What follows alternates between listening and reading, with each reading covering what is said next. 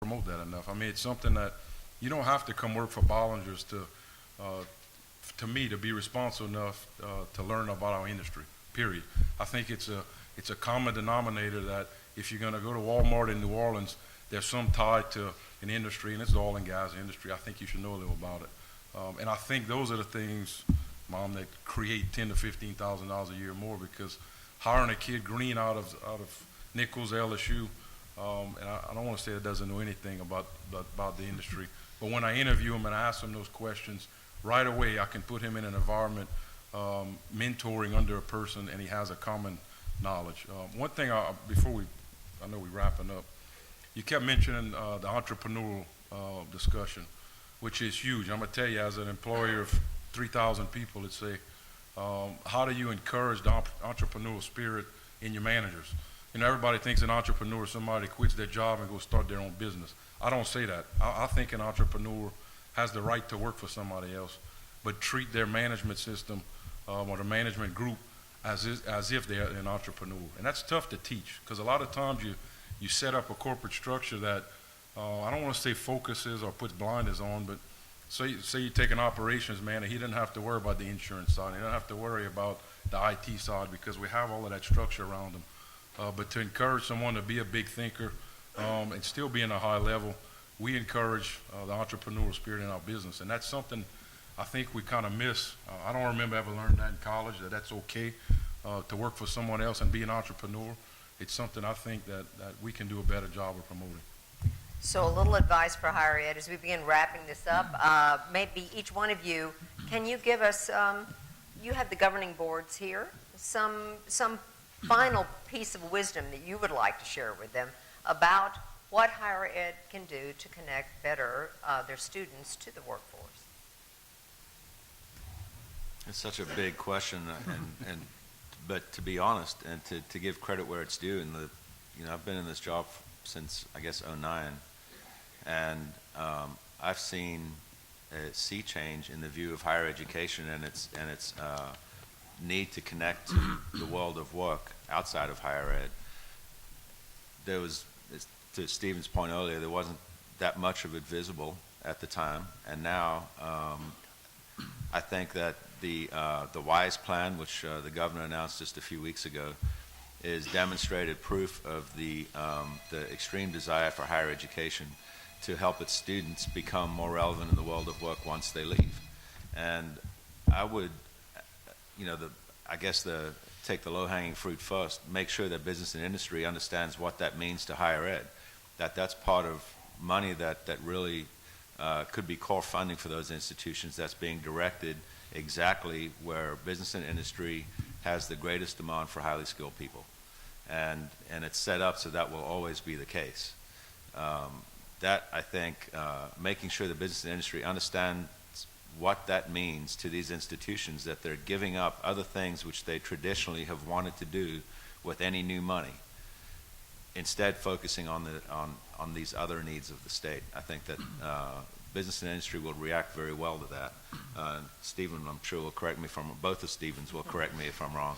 But I think that their reaction is going to be to step up to the plate more and say, okay, now that you're a player, let's go play.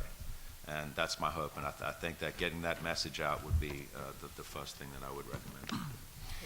First of all, I strongly agree with Kurt's comments. In particular, the level of improvement in the dialogue and collaboration between higher education, LED, the Workforce Commission, and even business and industry, I think, to a large part recently, although there's always room for improvement. I think the biggest opportunity for higher education with respect to workforce development is to continue to work to engage more deeply with business and industry in multiple ways. At the local level, certainly for those institutions serving particular areas. At the state level, engaging also with our departments and with each other and across the other systems. I think over the last 6 years, the general trend is extremely positive in that respect. Very excited about some of the ideas that Sandra Woodley and King Alexander have been talking about with more of an ongoing database collaborative that would really engage on these topics in a more meaningful way, in a sustained basis, not just episodically.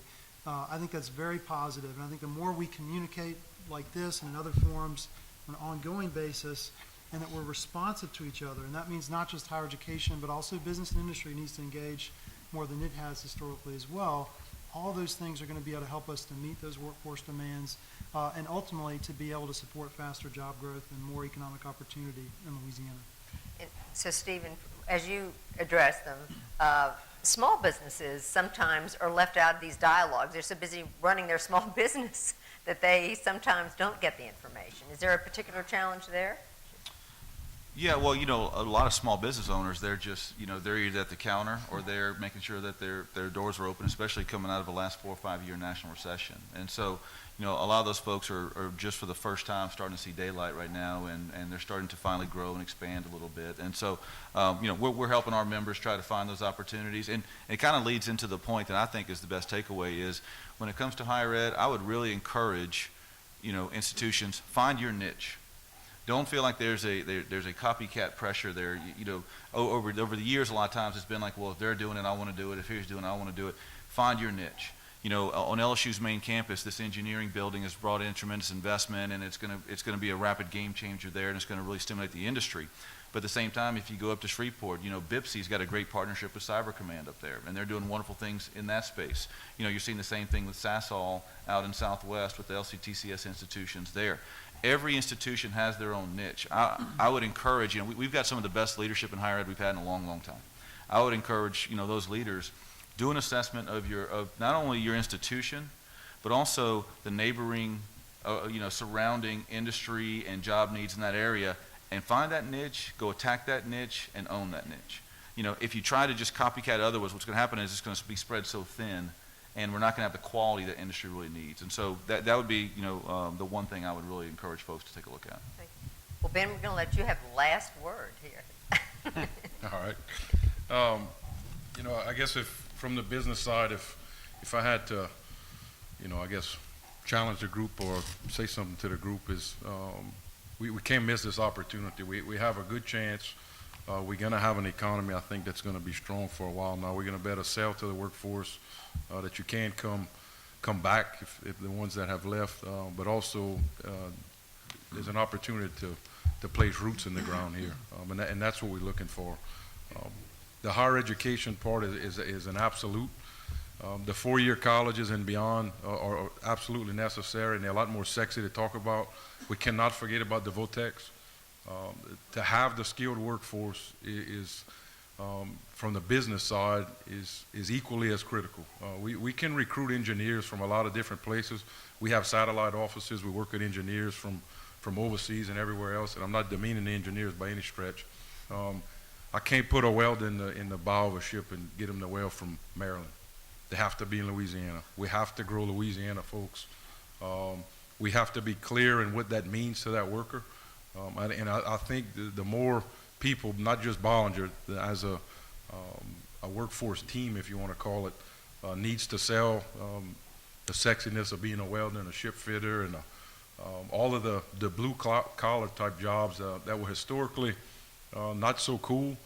They are cool, and we try to sell. We're building a 370-foot Coast Guard ship that's going to defend our nation. You're not just a welder, you're a shipbuilder.